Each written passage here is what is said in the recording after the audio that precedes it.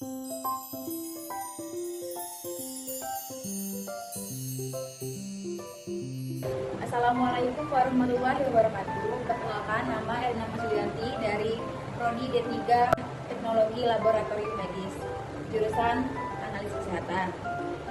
Apa itu pengurutan DNA? Pengurutan DNA mengacu pada metode yang digunakan untuk menemukan urutan 4 batasan nukleotida, adenin, timin, sitosin, dan guanin, yang menyusun molekul DNA dan menyampaikan informasi genetik yang penting. Di dalam informasi genetik yang penting, helix ganda DNA, keempat basa ini berpasangan dengan pasangan tertentu untuk membentuk unit yang dikenal sebagai pasangan biasa, adenin dengan timin dan sitosin dengan guanin. Tujuan dari pengurutan DNA adalah untuk menentukan urutan basa-basa ini sehingga memungkinkan penelitian mengenai fungsi gen, variasi genetik, hubungan evolusi, dan topik biologi lainnya. Tujuan utama sequencing meliputi satu, identifikasi genetik, yaitu untuk mengetahui urutan gen yang menyusun DNA organisme ini penting dalam menentukan variasi genetik atau mutasi. 2. Penelitian evolusi. 3. Pemahaman penyakit genetik. 4. Mengembangkan obat dan terapi. 5. Metagenomik dan studio ekologi. 6. Pertanian dan bioteknologi. Secara umum, sequencing memberikan wawasan tentang informasi genetik yang dapat dimanfaatkan untuk berbagai aplikasi dalam biologi, kedokteran, ekologi, dan bioteknologi.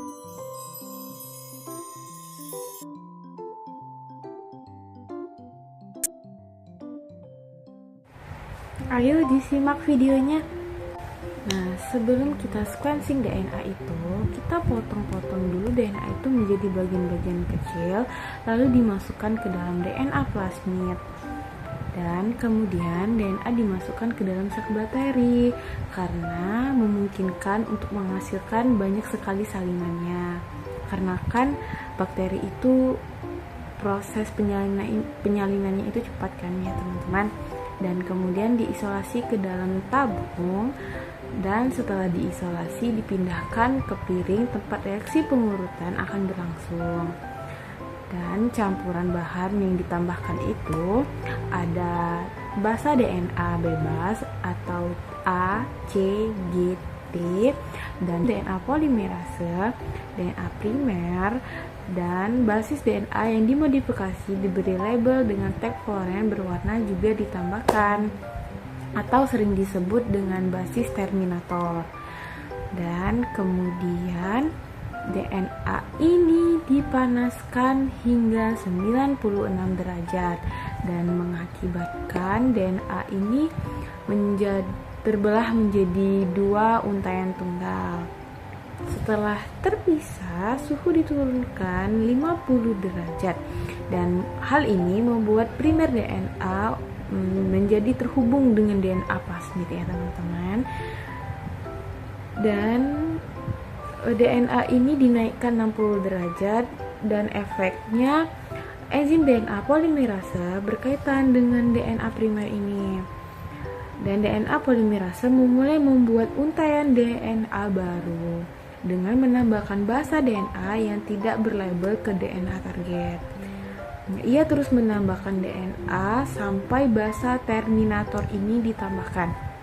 Basa terminator ini telah diubah secara kimia sehingga tidak ada lagi basa yang dapat ditambahkan pada untaian DNA baru. Setelah basa terminator ditambahkan, DNA polimerase berhenti dan membuat terlepas dari untaiannya ya teman-teman. Semuanya kemudian dipanaskan hingga 96 derajat Celcius untuk memisahkan untaian DNA baru dari untaian aslinya. Dan proses pemanasan dan pendinginan ini diulang berulang kali untuk menghasilkan banyak fragmen DNA dengan panjang yang berbeda-beda. Nah, panjang setiap fragmen tergantung pada kapan basis terminator ditambahkan.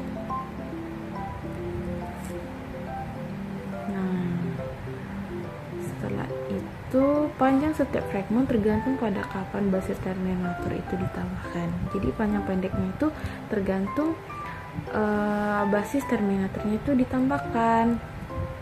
Nah, untuk untuk membaca urutan DNA, berbagai fragmen dipisahkan berdasarkan panjangnya. Penggunaan proses yang disebut elektroforesis. Sebuah tabung kapiler diturunkan ke dalam setiap lubang peralat dan memuat listrik. Hal ini menyebabkan molekul DNA yang bermuatan negatif bergerak melalui tabung kapiler. Setiap kapiler mengandung gel pori. Fragmen DNA yang lebih pendek ini jalannya lebih duluan, lebih dibandingkan dengan DNA yang panjang. Akibatnya pemecahan tersebut menjadi tersusun menurut ukurannya. Jadi DNA yang lebih pendek itu jalannya lebih duluan ya teman-teman. Saat fragmen DNA mencapai ujung kapiler, dan ujung kapiler ini ada laser. Laser ini membuat basis terminator itu menyala. Nah, warnanya terdeteksi oleh kamera dan direkam. Setiap basis terminator diberi label dengan warna yang berbeda-beda. A itu berwarna hijau, sedangkan C untuk biru, G untuk kuning, dan T untuk merah. Fragmen DNA yang lebih pendek itu akan dibaca terlebih dahulu, dan yang panjang itu akan dibacanya paling akhir. Karena kan fragmen DNA yang pendek itu berjalannya lebih duluan kan. Dan mesin pengurutan pencatatan warna dasar terminator sebagai serangkaian blok berwarna. Setiap blok berwarna mewakili basis terminator berlabel di akhir setiap fragmen DNA. Dan warna-warna tadi itu diubah menjadi huruf yang kita kenal seperti sekarang. Nah, begitulah teman-teman proses sequencing DNA. Baiklah teman-teman, terima kasih telah menyimak. Analisis data dalam Sanger sequencing. Analisis data dalam Sanger sequencing melibatkan beberapa tahapan untuk memastikan urutan dasar DNA yang benar dan memahami informasi yang terkandung di dalamnya. Berikut adalah langkah-langkah umum dalam analisis data Sanger sequencing. Yang pertama adalah pemrosesan data mentah. Pembacaan elektroferogram. Data dari Sanger sequencing seringkali dihasilkan dalam bentuk elektroferogram, yaitu grafik yang menunjukkan puncak-puncak warna sesuai dengan setiap bahasa, seperti A, T, C, dan G. Setiap warna mewakili bahasa spesifik yang terdeteksi. Koreksi puncak ganda, yang terkadang hasil sequencingnya menunjukkan puncak ganda, yang bisa mengindikasikan adanya variasi atau mutasi. Pada tahap ini, puncak-puncak ganda perlu diperiksa untuk memastikan validitasnya. Yang kedua adalah penyelarasan sequence, penyelarasan dengan sequence referensi.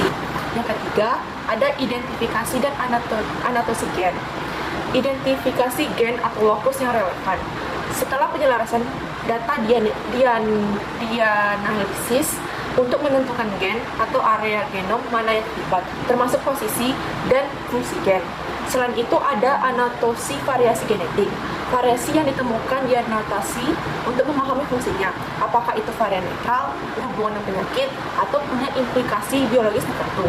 Yang keempat, ada interpretasi biologis. Analisis fungsional, mutasi atau variasi genetik yang ditemukan dianalisis lebih lanjut untuk menentukan dampaknya pada fungsi protein atau proses biologis lainnya. Terdapat juga asosiasi dengan penyakit. Jika dianalisis dilakukan untuk tujuan medis, varian ini bisa diuji asosiasinya dengan penyakit tertentu atau kondisi klinis. Contohnya, identifikasi mutasi yang diketahui berkaitan dengan kanker atau penyakit genetik. Yang kelima, validasi dan penyimpanan data. Terima kasih teman-teman yang sudah menyimak. Nah, jadi untuk teman-teman yang masih bertanya-tanya, sudah dijawab belum pertanyaan-pertanyaannya dari video ini? Nah, jika belum, teman-teman boleh komentar video ini dan boleh dibaca lagi artikel-artikel yang berkaitan dengan sequencing DNA agar teman-teman lebih paham dan wawasannya lebih luas. Terima kasih teman-teman.